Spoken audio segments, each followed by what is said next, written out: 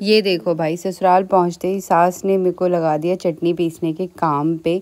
तो यहाँ पे मैं बैठ के चटनी पीस रही हूँ। तो hello friends, welcome back to my new mini vlog. तो यहाँ पे हम पहुँच चुके थे पटना एयरपोर्ट। तो यहाँ पे फटाफट से हमने अपनी फ़्लाइट लाइट अपना सब कुछ चेक इन किया और हम चले गए सीधे फ़्लाइट में। और आपको पता है कि बच्चों के साथ ट्रैवल करना बहुत ज़्यादा डिफ़िकल्ट है। यहाँ पे शाम को बहुत मतलब 2 घंटे की फ़्लाइट में कम से कम 1.5 घंटे कृदा को लेके आराम से खड़ा रहना पड़ा था, क्योंकि कृदा बिल्कुल भी सीट पे बैठ के नहीं रहना चाह रही थी। तो यहाँ पे फादर्स की ड्यूटी यही होती है, मेरे को जहाँ तक लग रहा है, क्योंकि पहले मैं हर घर पे मैनेज कर लेती थी, बट आउटसाइड शाम को ही मैनेज करना पड़ता है। तो यहाँ पे जैसे हमारी फ़्लाइट लैंड हुई उसके बाद हम बाहर निकले और हमने अपना पूरा सब कुछ सामान वामान लिया। और यहाँ पे कृदा के बड़े पापा इसे लेने के लिए आए थे। तो भैया सब थोड़ी देर के लिए लेट हो गए थे, तो मैंने सोचा थोड़ा बहुत शूट वूट कर लेते हैं। और साथ ही में भैया के साथ नीरम भी आया था हमें लेने के लिए। तो ये लास्ट ईयर हमसे मिला था और ये अभी भी हमें बहुत आराम से पहचान लेता है, बिकॉज क्योंकि हम वीडियो कॉल इन सारी चीज़ों में लगे रहते हैं। और कृदा के बड़े पापा ने आते ही पहले कृदा को अपनी गोदी में लिया और उसे खूब सारा प्यार किया। और यहाँ पे नीरम भी बहुत एक्साइटेड हो रहा था, क्योंकि ये मोबाइल पे सबको देखता था और यहाँ पे उसने जब सामने से देखा तो उसे एक अलग ही खुशी सी हो रही थी। और पटना एयरपोर्ट से भी हमें कम से कम अभी कार में 3 घंटे का ट्रैवल करना था। 2 से ढाई घंटे तब लगते हैं जब बिल्कुल भी ट्रैफिक ना हो, बट नाइट के टाइम ज़्यादा टाइम लग जाता है। तो यहाँ पे हम ऑलमोस्ट घर पहुँच चुके थे, करीब 1 बज रहे थे रात के, और सब जगे हुए थे।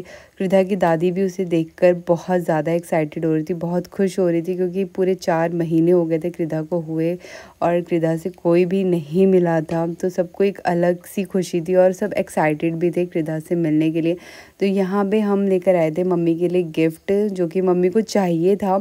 तो हमने सोचा कि हम मम्मी के लिए वही लेकर जाएंगे। और मम्मी को हमने बोला गैस करने के लिए, और मम्मी ने बहुत सारी चीज़ें गैस कर ली थी इसके अंदर कि ये होगा, बट उसमें से कुछ भी नहीं निकला।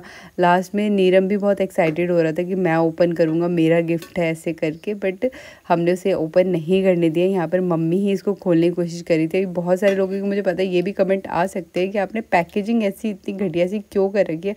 तो मैं आप सबको बता देती हूँ कि हमने गिफ्ट तो ले लिया था, बट हमारे पास पैकिंग करने का टाइम नहीं था, क्योंकि हम नाइट में पहुँचे थे और नेक्स्ट डे हमारी मॉर्निंग में अगेन पटना के लिए फ़्लाइट थी दिल्ली से। तो यहाँ पे हमने जो मम्मी को गिफ्ट दिया था वो था मोबाइल, क्योंकि मम्मी का जो मोबाइल था ना वो बहुत ख़राब होने की कंडीशन पे हो चुका था। मम्मी को पसंद नहीं आ रहा था उसे चलाना, कई बार वो हैंग हो जा रहा था। तो हमने सोचा कि मम्मी को एक मोबाइल गिफ्ट करते हैं। और जो सेकंड चीज़ थी वो भी आपको पहले वीडियो में दिख जाएगी, क्योंकि मम्मी जितिया करती हैं।